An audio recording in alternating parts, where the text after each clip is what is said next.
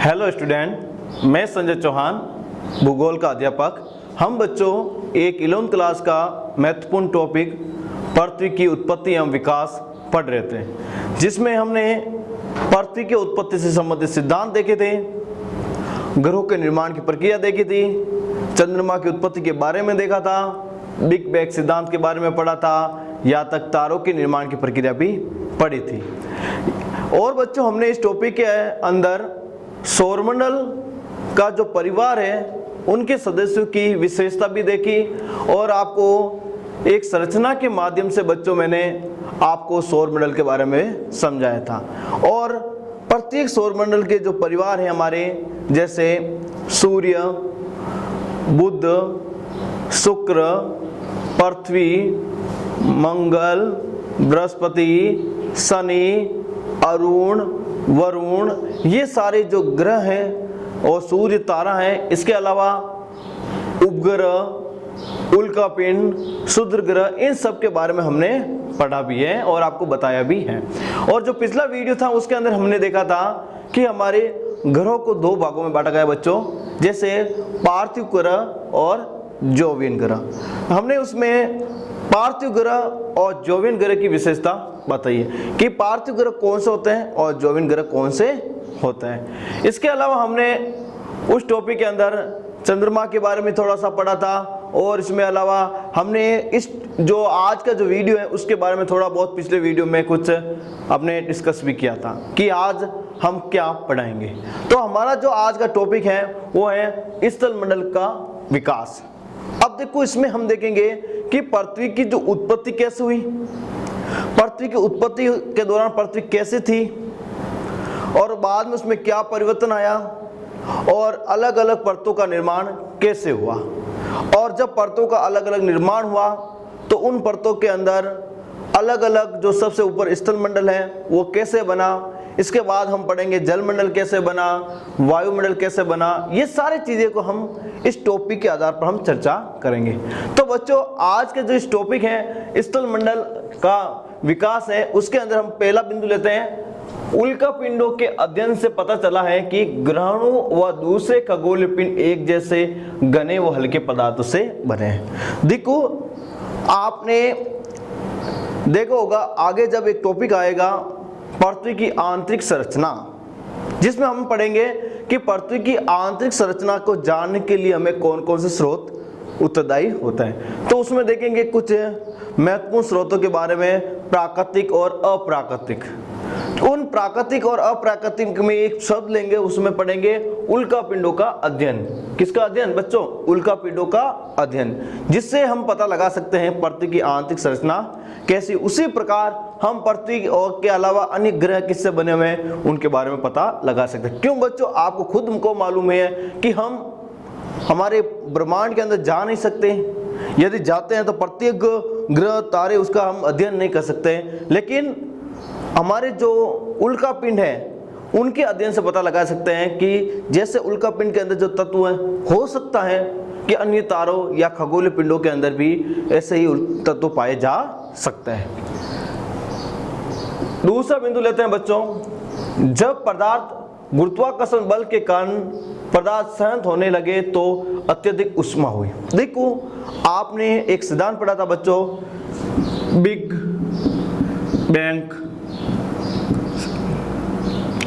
Bang सिद्धांत। तो आपने बच्चों इस सिद्धांत का पढ़ा था, उसमें क्या पढ़ा था बच्चों?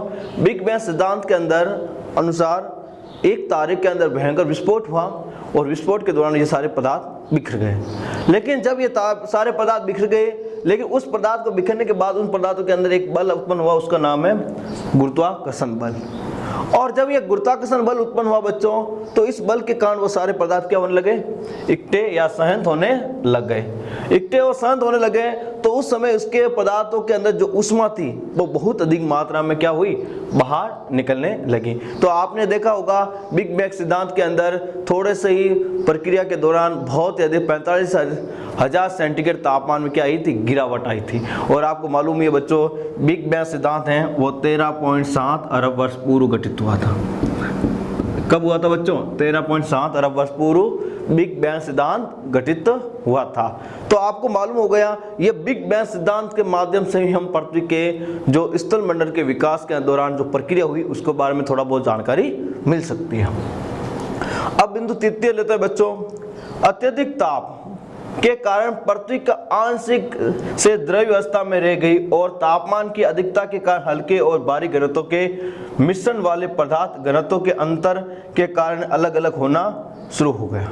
अब ये बात सुनिए बच्चों, इसमें क्या हुआ, वापस एक बार बिंदु देखिए, अत्यधिक ताप के कारण मतलब पृथ्वी जब गुरुत्वाकर्षण बल के कारण अन्य छोटे छोटे ग्रहों के द्वारा इकट्ठा होकर एक पृथ्वी का भाग बना या ग्रह का भाग बना, उस समय उन ग्रहों के अंदर बहुत बड़ी मात्रा में क्या थी बच्चों? ताप था। और उस ताप के कारण पृथ्वी का जो आंतरिक भाग आंशिक रूप से क्या हो गया?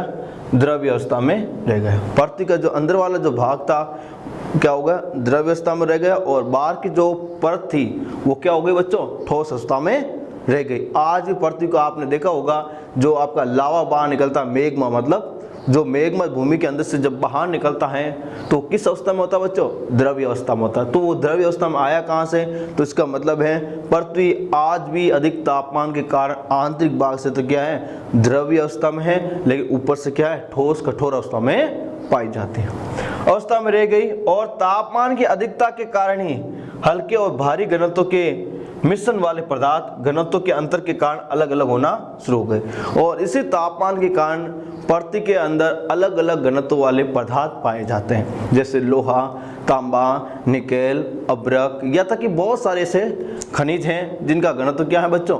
अलग अलग है। और इन घनत्व वाले पदार्थों का तापमान के कारण ही क्या हुआ? अलग अलग घनत्व पदार्थों का छटनी या अलग अलग बिखराव हुआ और फिर अलग अलग घनत्व वाले अलग अलग जमाव के आधार पर जमने लगे। अधिक घनत्व वाला जो पदार्थ था वो केंद्र में चला गया और उससे कम घनत्व वाला था उसके ऊपर हो गया और सबसे कम घनत्व वाला सबसे ऊपर हो गया, अलग होकर शुरू हो गया। अब हम चौथा बिंदु लेते हैं, इसी प्रक्रिया के कारण भारी पदार्थ पृथ्वी के केंद्र में चले गए और जो भारी पदार्थ है बच्चों कहाँ चले गए? केंद्र में। और आपको पता ही है पृथ्वी का जो केंद्र है भूगोल वेता मानते हैं वो भारी पदार्थ लोहा और निकेल से बने हुए हैं और आपको पता ही है लोहा और निकेल का जो घनत्व है वो बहुत ही अधिक मात्रा में देखने को मिलता है। तो बच्चों आपको मालूम ही है कि भारी पदार्थ हैं वो अंदर चले गए और हल्के पदार्थ क्या आ गए? ऊपर आ गए। आपने काफ़ी बार पानी में देखते हो, यदि पानी के अंदर कोई पदार्थ पानी के घनत्व से अधिक हो तो वो तली में चला जाता है और हल्का हो तो पानी के ऊपर तैरने लगता है। उसी प्रकार भारी पदार्थ तो अंदर चला गया और हल्का पदार्थ ऊपर पृथ्वी की परत पर आ गए और हल्के पदार्थ पृथ्वी की सतह पर या ऊपरी भाग पर आ गए। इसी प्रक्रिया को क्या कहा गया बच्चों? विभेदन प्रक्रिया। क्या कहा गया? विभेदन प्रक्रिया। तो बच्चों आपसे पूछ लें विभेदन प्रक्रिया क्या है? क्या सवाल? विभेदन प्रक्रिया क्या है? तो आपको बच्चों एक नॉर्मल से परिभाषा देनी है। पृथ्वी के अंदर पाए जाने वाले विभिन्न प्रकार के जो पदार्थ हैं वो अधिक घनत्व वाले केंद्र के अंदर चले गए और हल्के पदार्थ पृथ्वी की सतह पर आ गए। इस प्रकार के तत्वों का अलग अलग होने की प्रक्रिया क्या कहलाती है बच्चों? विभेदन प्रक्रिया। और वैसे मैंने आपको यहाँ पर एक बार से लिख भी दी है कि इसी प्रक्रिया मतलब विभेदन प्रक्रिया के कारण भारी पदार्थ पृथ्वी के केंद्र में चले गए और हल्के पदार्थ पृथ्वी की सतह पर या ऊपरी सतह पर आ गए। इस प्रक्रिया को हम क्या कहते हैं? विभेदन प्रक्रिया। और विभेदन की जो प्रक्रिया है ये पहली विभेदन की प्रक्रिया पृथ्वी की उत्पत्ति के समय हुई थी और दूसरी जो विभेदन की प्रक्रिया है बच्चों वो चंद्रमा की उत्पत्ति के दौरान हुई थी। अब देखो बच्चों अगला बिंदु लेते हैं चंद्रमा की उत्पत्ति। देखो पहली विभेदन की प्रक्रिया कब हुई थी? पृथ्वी की उत्पत्ति के समय। अब दूसरी विभेदन की प्रक्रिया कब हुई? चंद्रमा की उत्पत्ति के दौरान भीषण संघटन के कारण पृथ्वी के तापमान में पुनः बड़ा और उष्मा उत्पन्न हुई या ऊर्जा उत्पन्न हुई। देखो जब चंद्रमा की उत्पत्ति हुई, कब हुई थी चंद्रमा की उत्पत्ति बच्चों? 4.44 अरब वर्ष पूर्व।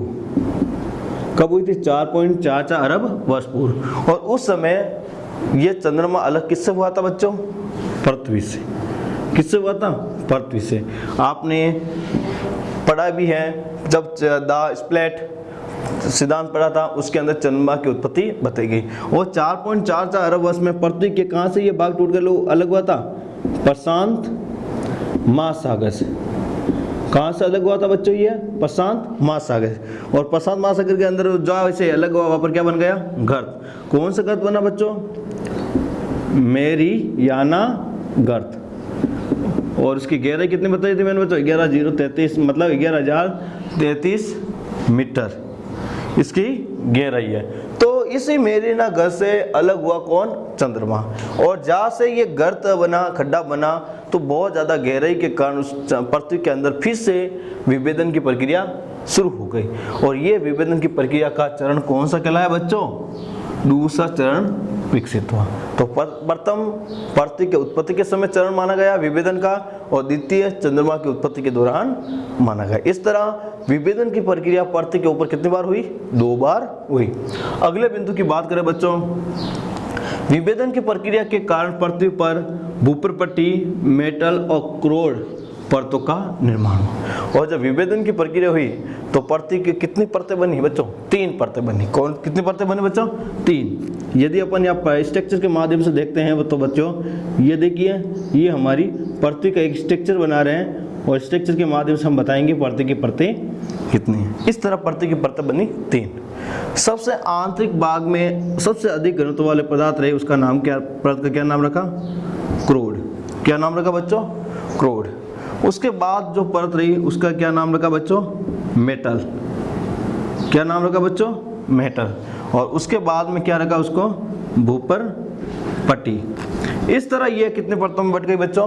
3 परतों के अंदर पृथ्वी की परतों का निर्माण हुआ। तो कौन कौन सी हुई? सबसे ऊपरी भूप्रपट्टी, उसके बाद मेटल और उसके बाद क्रोड। यदि अपन और इसको फैलाकर यदि विस्तार से देखते हैं तो ये क्रोड का जो भाग है उसके अंदर आपने देखा होगा कि इसमें लोहा और निकेल जैसे उच्च घनत्व वाले, लोहा और निकेल जैसे उच्च घनत्व वाले पदार्थ पाए जाते हैं। और उसके बाद मेटल के अंदर सिलिकॉन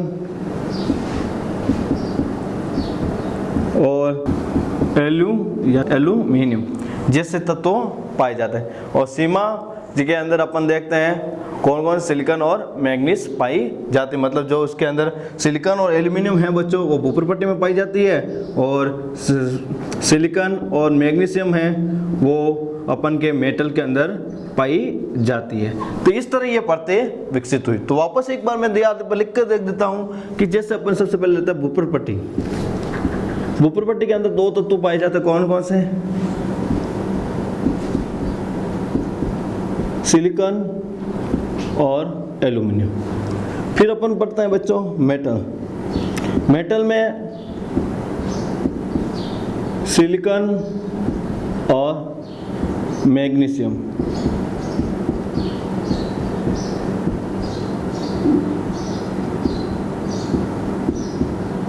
और फिर अपन बचते हैं बच्चों क्रोड। क्रोड के अंदर कौन कौन से है बच्चों? लोहा और निकेल। इस तरह 3 परतों का क्या हुआ? निर्माण हुआ। फिर अपन अगले बिंदु की बात करते हैं,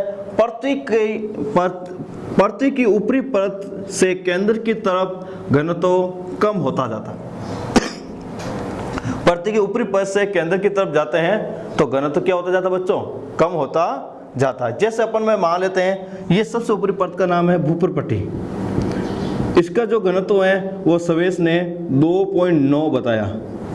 कितना बताया बच्चों? भूप्रपट्टी का घनत्व स्वेस ने 2.9 बताया। फिर बाद में अपन का जो मेटल है, कौन सा है बच्चों? मेटल। इसका उन्होंने घनत्व 2.9 से 4.7 बताया। कितना बताया बच्चों? 2.9 से 4.7। फिर अपन का बच्चों है क्रोड भाग। इसका जो घनत्व है स्वेस ने 11 बताया। कितना बताया बच्चों? 11। इस तरह इसका पृथ्वी के ऊपरी परत से लेकर केंद्र की तरफ जाते हैं तो घनत्व में क्या पाया जाता है? अंतर पाया जाता है। और फिर भी अपन पृथ्वी का जो औसत घनत्व है बच्चों वो 11 बताया गया है। पृथ्वी का औसत घनत्व, पृथ्वी का औसत घनत्व कितना है बच्चों? 11। तो हमारी जो पृथ्वी की जो परतें हैं जो स्थल मंडल के निर्माण में सहयोग कर रही है वो कितनी हुई? 3। भूपृष्ठ पट्टी, इसका घनत्व सुरेश ने 2.9 बताया। मेटल, इसका जो घनत्व है सुरेश ने 2.9 से 4.7 बताया। और क्लोड का जो घनत्व है बच्चों सुरेश ने 11 बताया। स्थल मंडल के विकास के बाद हम पढ़ रहे हैं अब वायुमंडल और जल मंडल का विकास।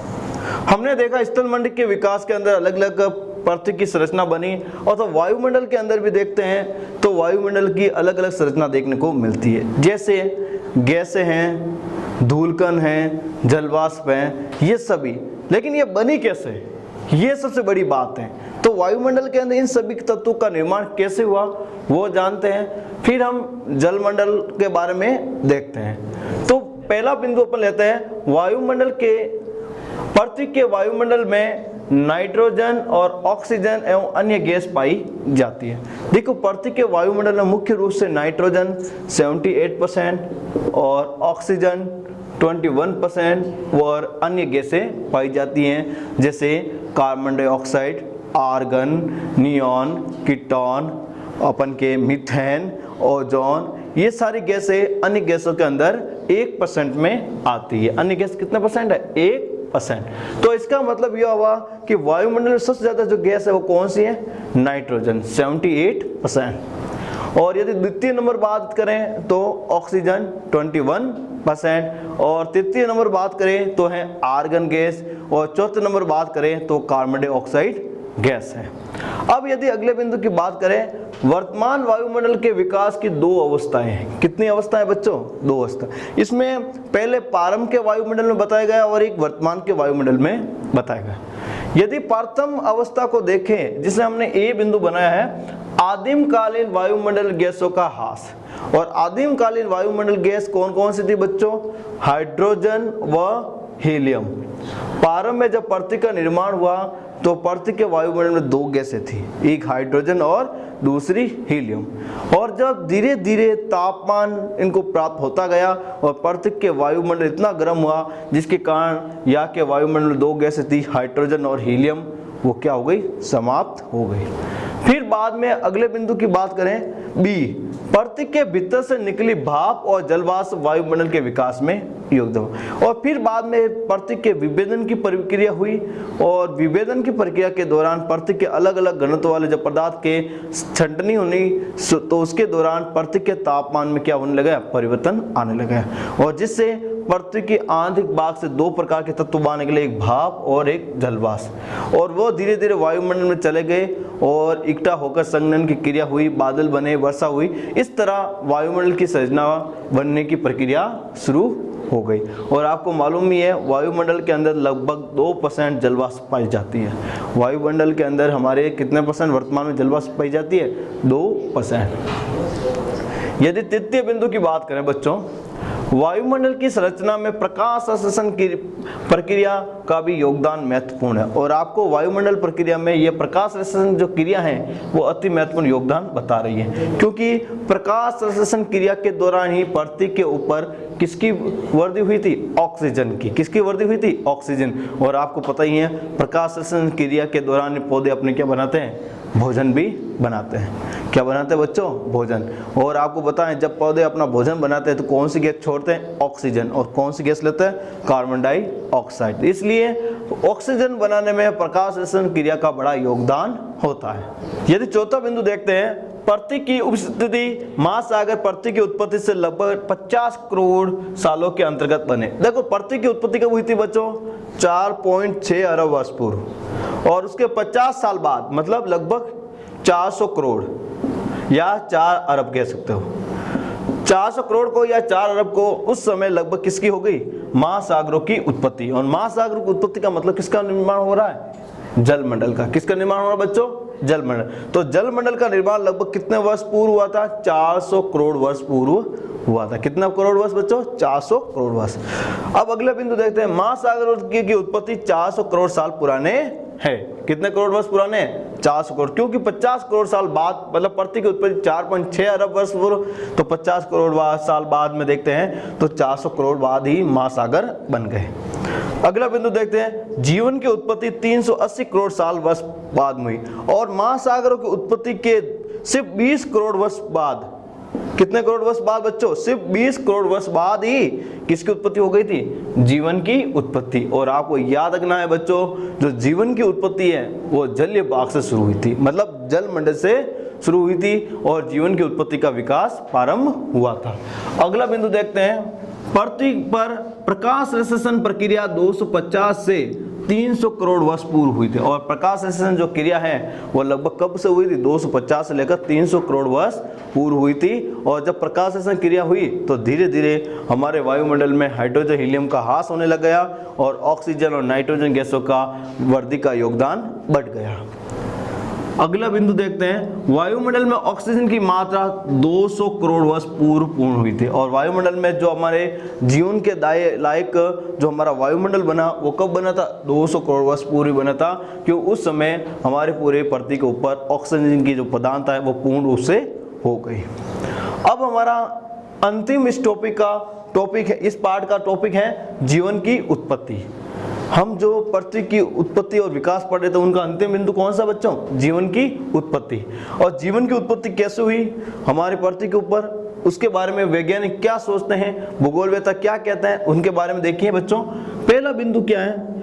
आधुनिक वैज्ञानिक जीवन की उत्पत्ति को एक रासायनिक प्रक्रिया बताते हैं। आधुनिक मतलब वर्तमान के जो वैज्ञानिक हैं, भूगोलवेत्ता हैं, वो जीवन की उत्पत्ति एक काल्पनिक भाषा या काल्पनिक विचारों को ना मानते हुए एक रासायनिक विचारधारा या एक वैज्ञानिक विचारधारा को मानते हुए उन्होंने क्या कहा कि रासायनिक प्रक्रिया के दौरान ही जीवन की क्या हुई थी? उत्पत्ति हुई थी। अगला बिंदु, प्रारंभिक प्रक्रिया में जैव अणु का समूह हुआ जो अपने आप को दोहराने लगा था। देखो प्रारंभिक प्रक्रिया में क्या हुआ? एक जीवन या जैविक अणु का निर्माण हुआ और वह जैविक अणु ऐसा था जो अपने आप को क्या हो रहा था? दोहरा रहा था, मतलब अपने आप के जैसे ही समान जीवों की उत्पत्ति कर रहा था। जैसे आपने जनन पाठ पढ़ा होगा, जनन पाठ में कुछ लैंगिक और अलैंगिक जनन होते हैं, जिसमें लैंगिक जनन में और अलैंगिक जनन में थोड़ा ही अंतर होता है। लैंगिक में 2% होना चाहिए और अलैंगिक में 1% ही चलता है। जैसे हाइड्रा है, अमीबा है, ये क्या होता है? अपने आप को ही दोहराते हैं और ये अपना शरीर के भाग से ही क्या है? नए जीव की क्या कर देते हैं? उत्पत्ति कर देते हैं।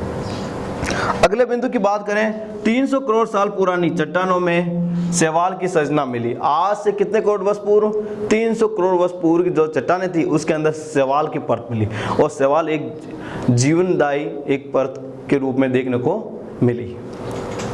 अगले बिंदु की बात करें, 380 करोड़ वर्ष पूर्व जीवन की उत्पत्ति हो गई। इस तरह महासागरों की उत्पत्ति से सिर्फ 20 करोड़ साल बाद ही महासागर की उत्पत्ति 400 करोड़ वर्ष पूर्व और सिर्फ 380 करोड़ वर्ष पूर्व ही जीवन की उत्पत्ति हो गई। अर्थात पृथ्वी पर जीवन की एक जीवन रेखा या जीवन लीला विकसित होने लग गई। एक कोष के जीवाणु से आज के मनुष्य तक के जीवन की उत्पत्ति हुई और प्रारंभ में कितने कैसे जीव थे? एक कोष के जीव थे और फिर धीरे धीरे बहुकोषीय जीवों का निर्माण हो गया। और आपको पता ही है, एक कोष के जीव जिसके अंदर एक कोशिका पाई जाती है और बहुकोष के जीव में एक से ज्यादा कोशिकाओं का निर्माण होता है। जैसे आपने देखा होगा अमीबा के अंदर क्या होता है? एक कोशिका ही होती है। और बाद में युगलिना देखते हैं तो इसमें क्या होती है? बहुत सारी कोशिकाएं होती है। जैसे हमारी बॉडी के अंदर देखते हैं तो बहुत सारी कोशिकाएं हैं और इन्हीं कोशिकाओं से हम बहुत सारी कोशिका को और भी विकास कर सकते हैं। इस तरह आज हमने पृथ्वी का विकास एवं उनकी उत्पत्ति के बारे में हमने पढ़ लिया है और उनके जीवन की चर्चा भी की है। थैंक यू, धन्यवाद।